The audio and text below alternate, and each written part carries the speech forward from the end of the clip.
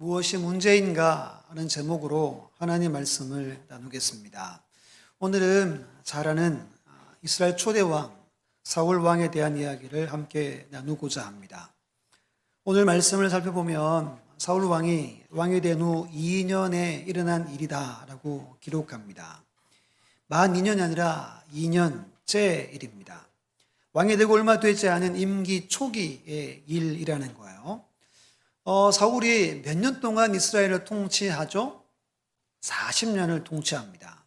그리고 오늘 사건 후에 38년을 나라를 더 다스려야 된다는 걸 먼저 기억해 놓고 말씀을 보겠습니다.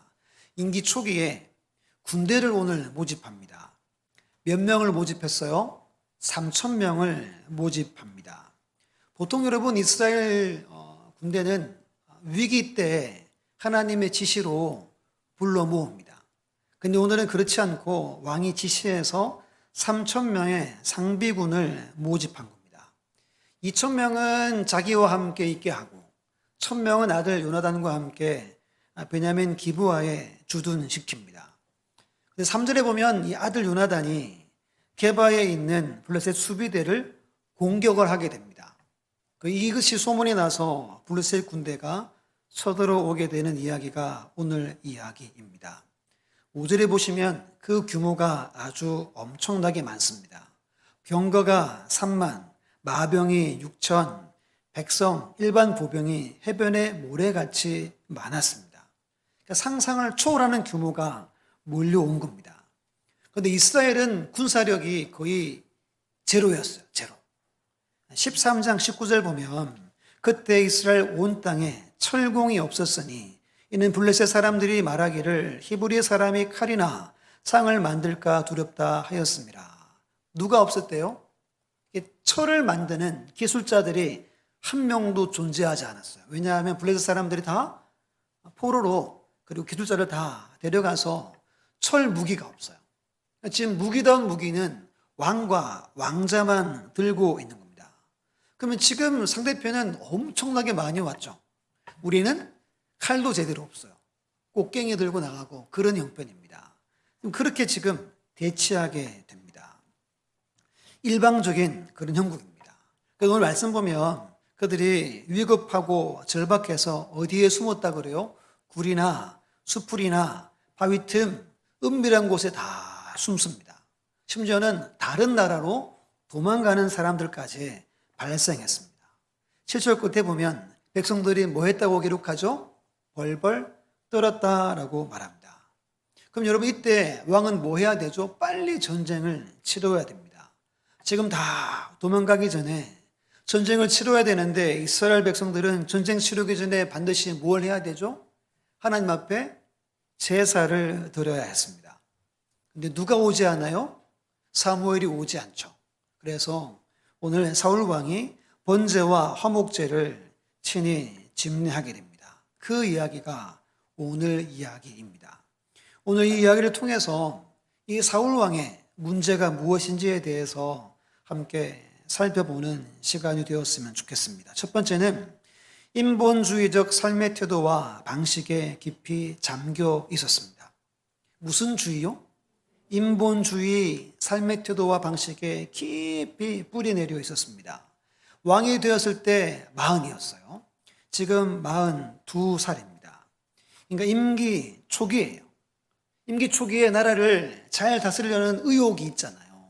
어떻게 하면 잘 다스릴까, 든든히 할까 고민 끝에 생각해낸 것이 자기 왕권을 든든히 세우기 위해서 군대 조직을 개편한 것을 말해줍니다.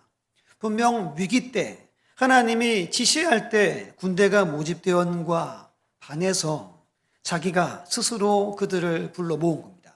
자기의 통치력과 리더십을 군사력, 힘에서 찾으려고 한 것입니다. 2절에 보면 이런 표현이 있죠. 이스라엘 사람 3,000명을 택하여. 우리 성경에는 중요한 단어가 빠져 있어요. 이걸 직역하면 이렇게 됩니다. 사울이 자신을 위하여 이스라엘로부터 3,000명을 선택했다. 누구를 위해서 3,000명을 뽑았대요?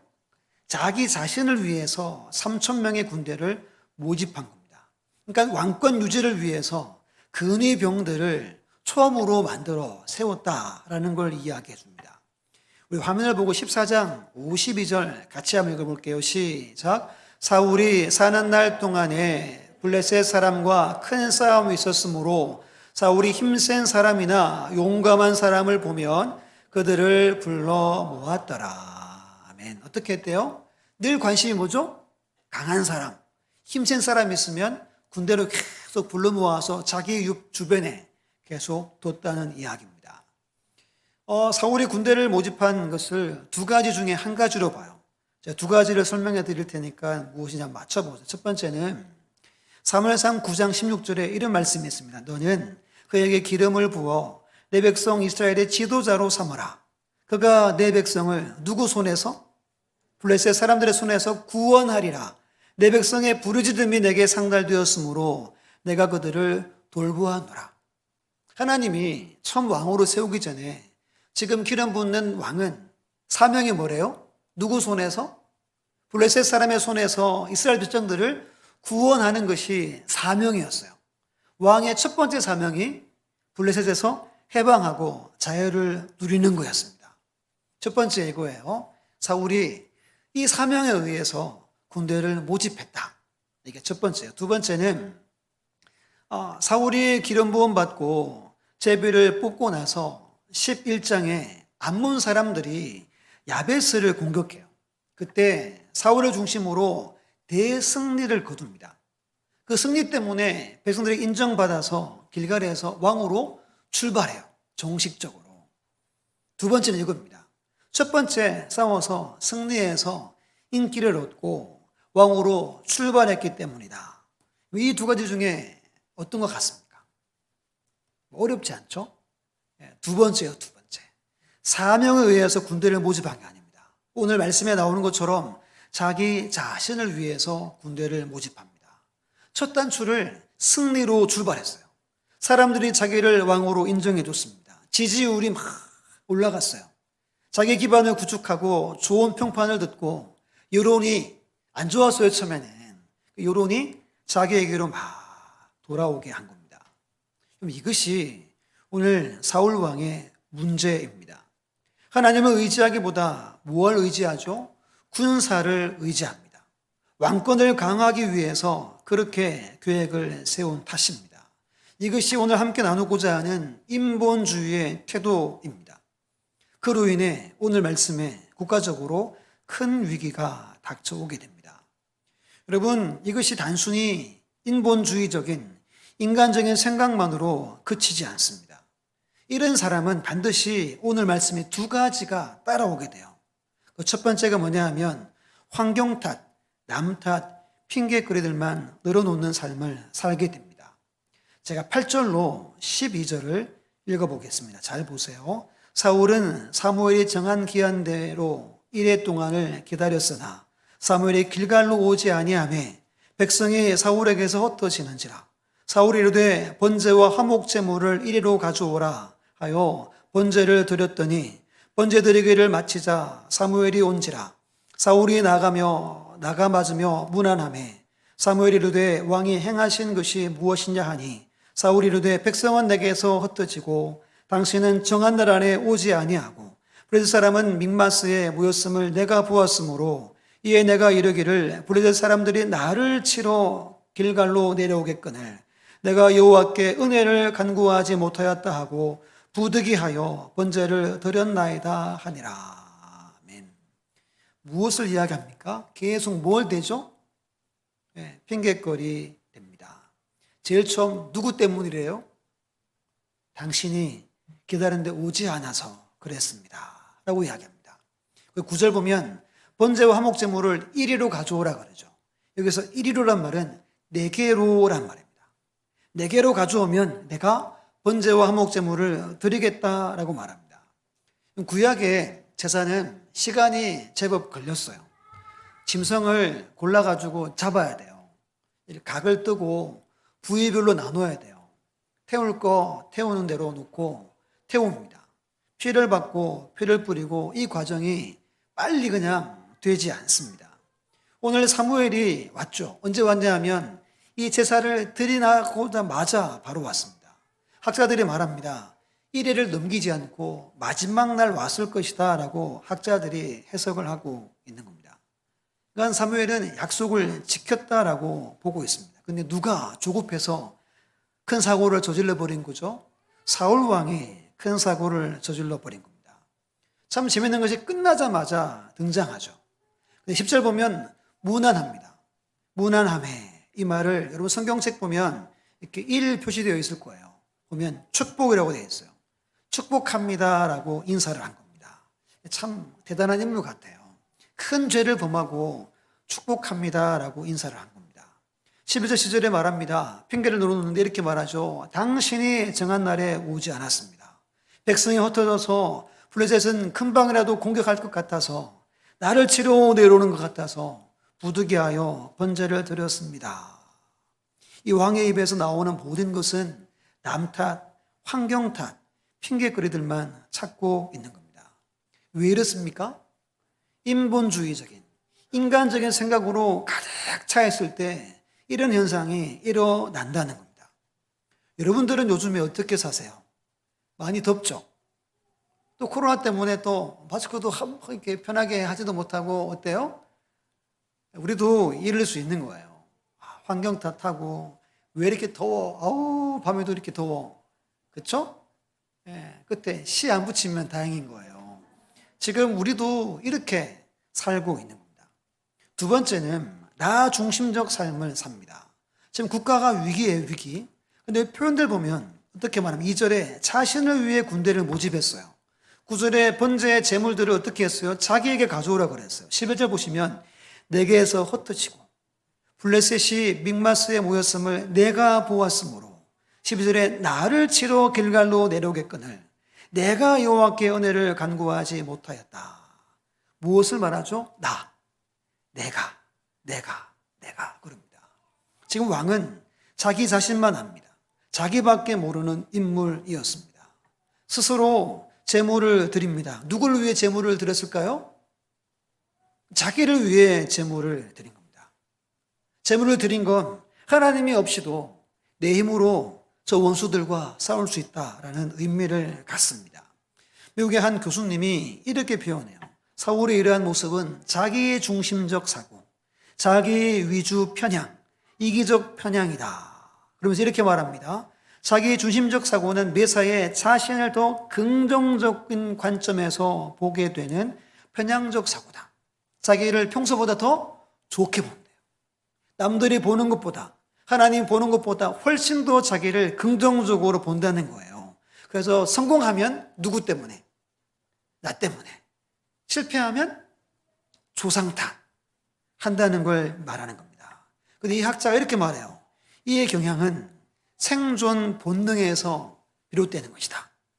사울이 지금 본능에 이끌려서 누구를 더 좋게 봤대요? 자기를 더 좋게 보고 그렇게 살아갑니다. 자기 중심적으로, 자기 위주, 이기적 편향으로 살아갑니다. 근데 성경은 어떻게 살라 그러죠? 자기 중심? 아니죠. 이타적으로 살라 그러죠. 이것의 구분이 이렇습니다. 이해 득실을 따져보는 관점에 따라 달라집니다. 사울은 이해 득실을 따져서 자기 중심적으로 모든 것을 결정을 내린 인물이었습니다. 왜 이렇게 살았을까요? 하나님이 그 중심이 없었기 때문입니다. 인본주의적 삶의 태도와 방식에 뿌리 내려 있기 때문이었습니다. 하나님 분명 우리에게 다른 사람을 더 귀하게 여기고 사랑하라고 말씀합니다. 누가복음 10장에 보면 한 율법사가 예수님께 나와서 질문해요. 선생님, 내가 무엇을 해야 영생을 얻겠습니까? 라고 묻습니다. 예수님 이렇게 말합니다. 율법에 무엇이라 기록되었으며 내가 어떻게 읽고 있느냐 물어봐요. 그때 유명한 말을 남깁니다. 이 사람이 내 마음을 다하며 목숨을 다하며 힘을 다하며 뜻을 다하여 주 너의 하나님을 사랑하고 또한 내 이웃을 내 자신같이 사랑하라 하였나이다 라고 대답해요. 예수님이 대답합니다. 내 답이 옳다. 이를 행하라. 그러면 살리라 라고 말합니다. 그런데 이 사람이 또 질문을 합니다. 누가복음 10장 29절에 이렇게 말씀합니다. 그 사람이 자기를 옳게 보이려고 예수께 여짜오되 그러면 내 이웃이 누구이니까? 이때 예수님이 아주 유명한 말씀을 하시죠. 선한 사마리아인 비유를 말합니다. 잘 아시죠? 한 사람이 강도 맞아 거의 죽게 되었어요. 세 사람이 지나갑니다. 첫 번째 누가 지나가죠? 제사장이 지나가요. 두 번째는 레위 사람이 지나갑니다. 이 두 사람은 자기도 당할까 봐 금방 도망쳐 버립니다. 마지막 세 번째 누가 지나가죠? 사마리아 사람이 지나갑니다. 근데 마음에 불쌍히 여기는 마음이 들어서 치료해 줍니다. 주막에 데려가서 돌봐줍니다. 경비가 많이 들면 자기가 다 부담하겠노라고 약속하고 볼일 보러 떠났다 하는 이야기입니다. 예수님이 이렇게 물어봅니다.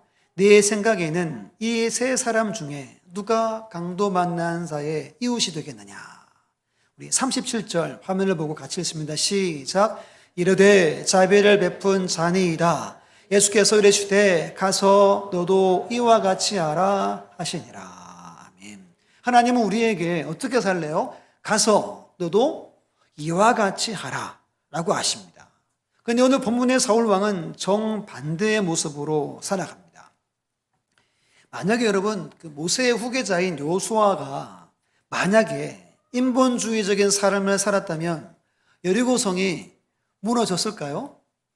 안 무너졌을 거예요. 그럼 여러분 요수아의 마음은 지금 갑자기 지도자가 되어서 그리고 준비가 전혀 되지 않았습니다. 두렵고 겁나고 자신감도 없었습니다. 백성들도 다 따르지 않았습니다. 무기도 없습니다. 군대도 없습니다. 근데 그는 가나안 정복을 이루어냈습니다. 어떻게 이루어낸 거예요? 누가 하신 거죠? 하나님의 놀라운 역사인 겁니다. 하나님의 일하심인 겁니다. 여러분 언제 하나님이 역사합니까? 내가 주인 되어서 살 때가 아니라 하나님을 소망하고 신본주의로 하나님 중심으로 살아갈 때 하나님은 놀라운 능력으로 역사합니다. 그런데 우리가 인본주의적인 생각으로 내 위주로 이계적인 마음으로 살아가면 결코 하나님의 역사를 볼 수 없다는 거예요. 기적을 볼 수 없습니다. 하나님을 내 삶에서 체험할 수 없습니다. 오늘 우리가 처한 국가적으로나 세계적으로나 형편이 좋지 않습니다. 여러분 볼 때 어떻습니까? 앞으로 좋은 일이 많을 것 같아요? 어떨 것 같아요? 좋은 일이 별로 없을 것 같아요. 이러한 때 우리 어떻게 살아야 됩니까? 인간적인 생각, 인간적인 판단, 인간적인 분석을 멈춰야 됩니다. 내 머리로 계산하는 삶을 스톱해야 돼요. 멈춰야 됩니다. 더 이상 나 중심으로 살면 안 된다는 거예요. 더 하나님 중심으로 신본주의로 그 삶의 태도와 방식으로 더 살아가라고 우리에게 말씀해 주고 있는 겁니다. 여러분, 무엇이 사울 왕의 문제입니까? 환경의 문제예요?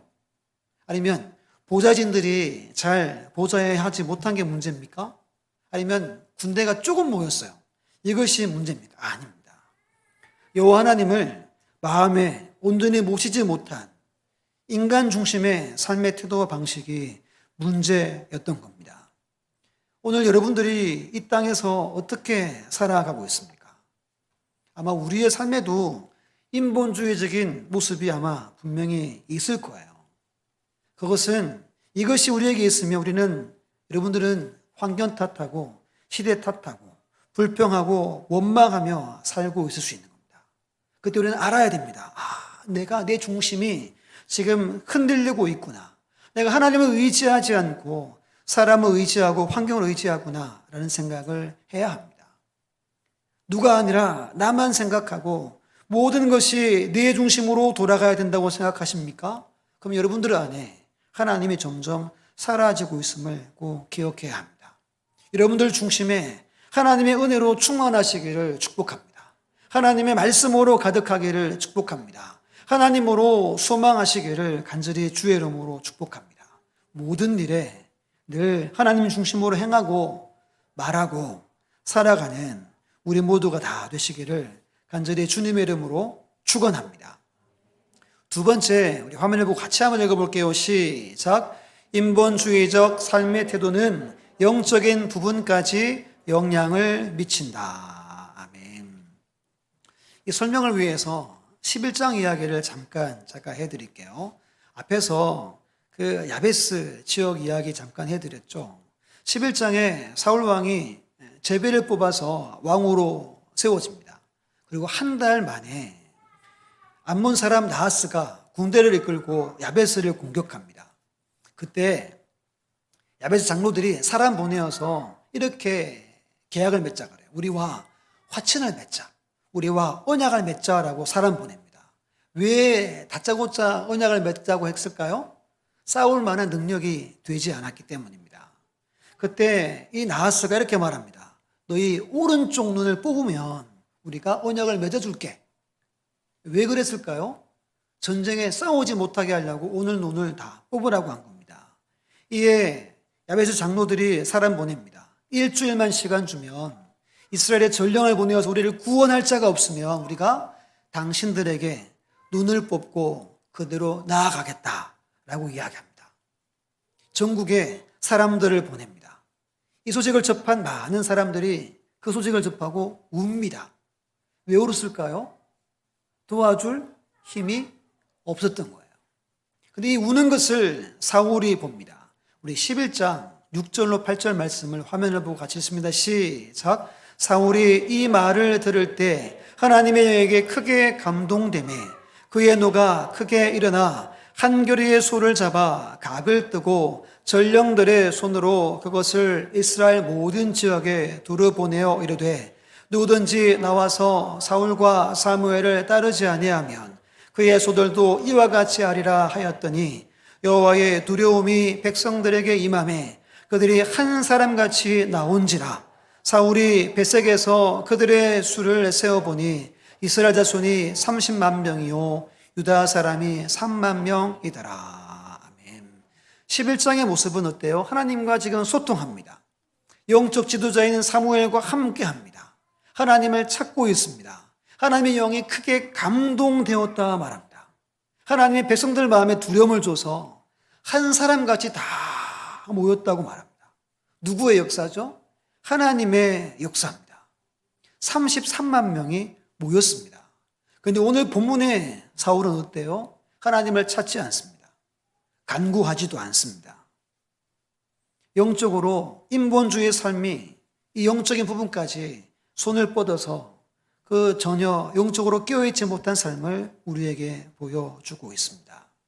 여러분 평소에 그냥 인간적으로 생각하면 뭐 좀 어때 이것이 여러분들의 영혼까지 병들게 한다는 겁니다. 9절 보면 제가 9절 읽어볼게요. 사울이 이르되 번제와 화목제물을 이리로 가져오라 하여 번제를 드렸더니 번제가 여러분 무엇입니까? 모든 것을 불로 태워 연기를 올려드리는 거예요. 이 의미가 뭐냐 하면 전적인 헌신을 말합니다.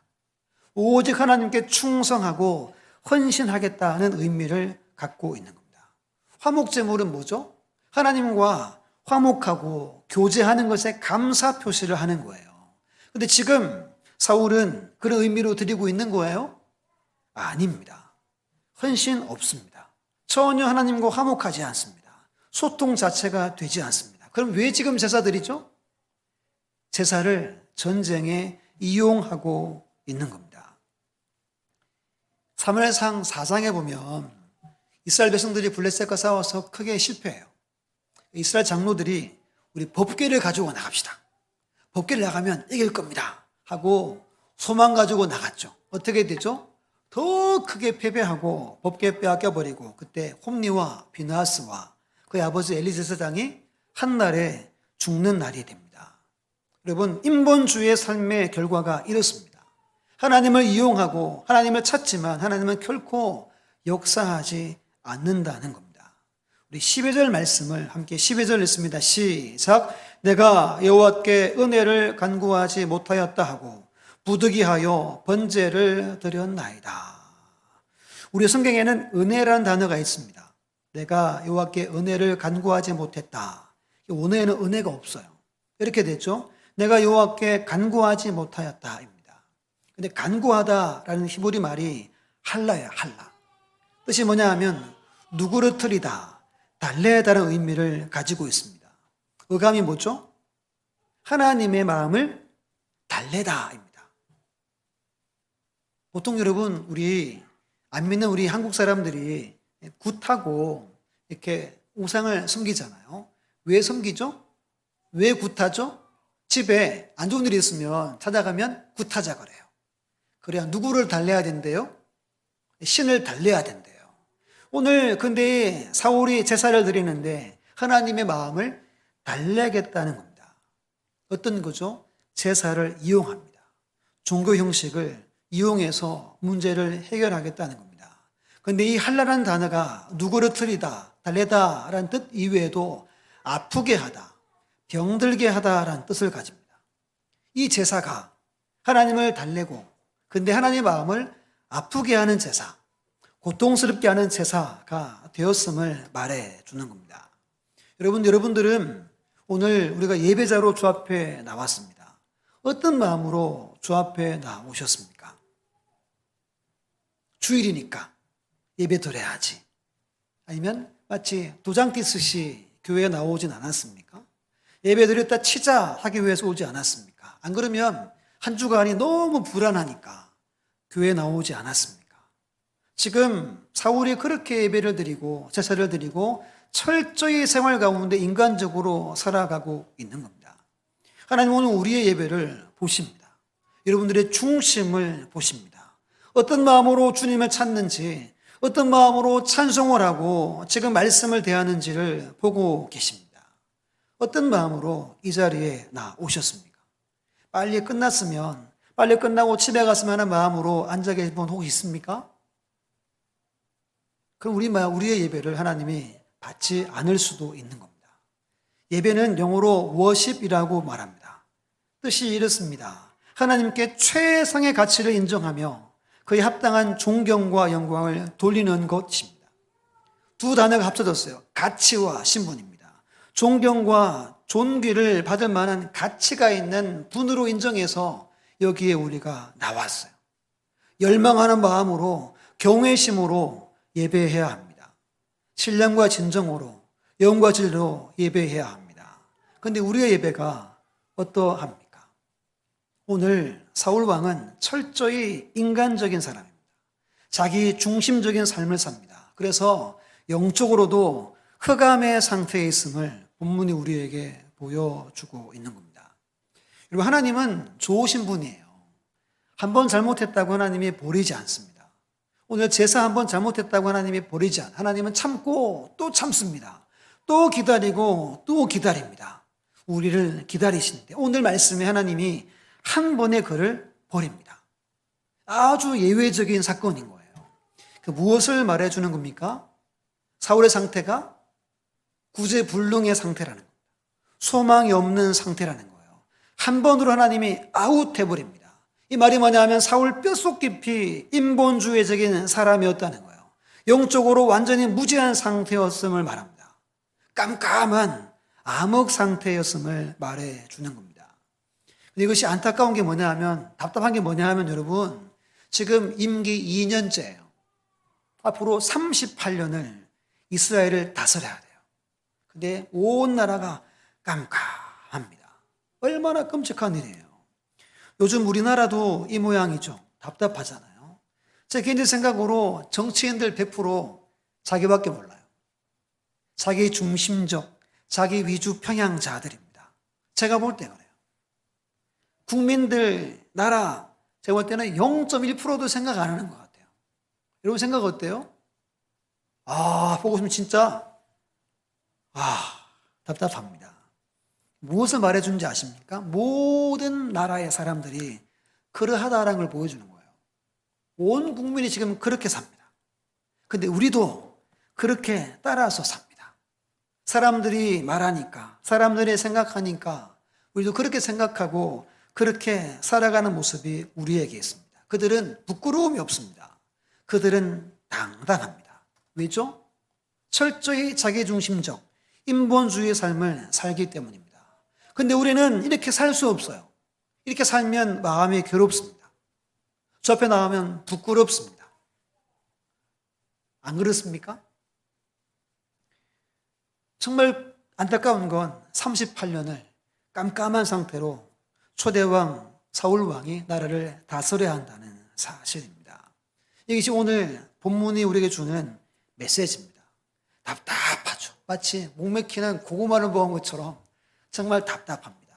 근데 14장 넘어가서 우리의 마음을 시원하게 해주는 사건이 발생합니다. 이것을 결론으로 잠깐 말씀을 드리고 말씀을 마치고자 합니다. 우리 14장 1절을 우리 남성분들 성경을 보고 14장 1절 함께 읽습니다. 시작. 하루는 사울의 아들 요나단이 자기의 무기를 든 소년에게 이르되 우리가 건너편 블레셋 사람의 부대로 건너가자 하고 그의 아버지에게는 아뢰지 아니하였더라. 아멘.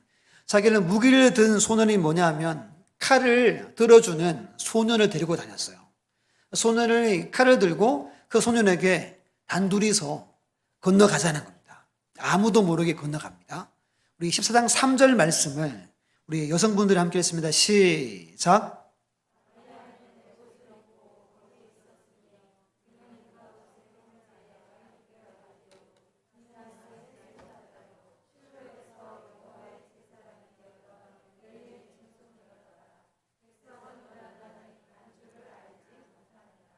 아멘. 공통점이 뭐죠? 아무도 요나단이 나갔는지를 몰랐다입니다. 여기 말씀에 이가봇이라는 표현이 나옵니다. 이가봇의 뜻이 뭐냐 하면 하나님의 영광이 없다. 하나님의 영광이 떠났다라는 말입니다. 이 이야기 언제 나오죠? 엘리 제사장의 아들 이가봇이 그 아들이 손자를 낳죠. 그때 이가봇이라는 이름을 지어줍니다. 엘리 제사장의 가문에서 하나님의 영광이 떠났음을 말해주는 겁니다. 지금 에봇을 입고 직무를 감당하고 있어요.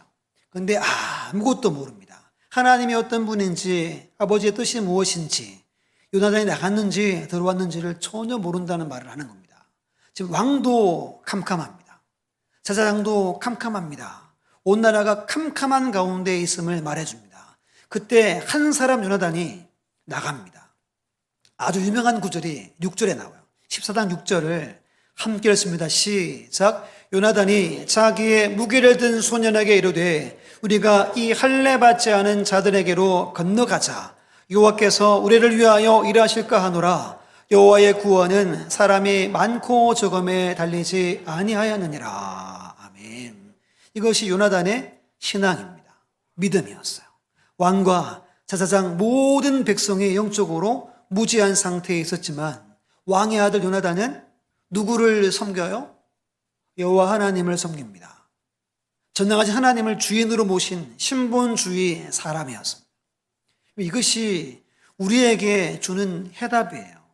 어떻게 살아가야 하는지를 우리에게 보여주는 아주 중요한 말씀입니다. 하나님, 우리가 오늘 이런 삶의 태도와 방식으로 살아가기를 하나님은 원하심을 꼭 기억하시기를 부탁을 드립니다.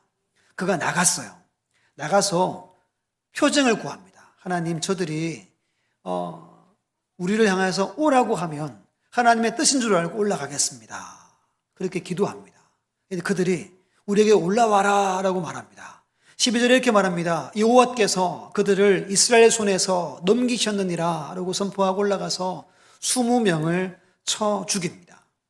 우리 15절 함께 15절 읽습니다. 시작. 들에 있는 진영과 모든 백성들이 공포에 떨었고 부대와 노략군들도 떨었으며 땅도 진동하였으니 이는 큰 떨림이었더라. 아멘.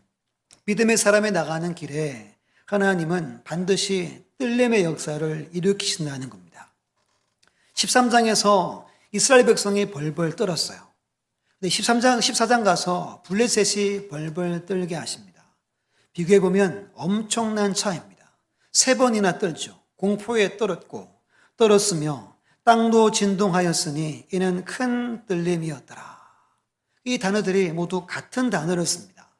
여러분, 하나님이 오늘 이 말씀을 통해 우리에게 무엇을 말해주고 있습니까?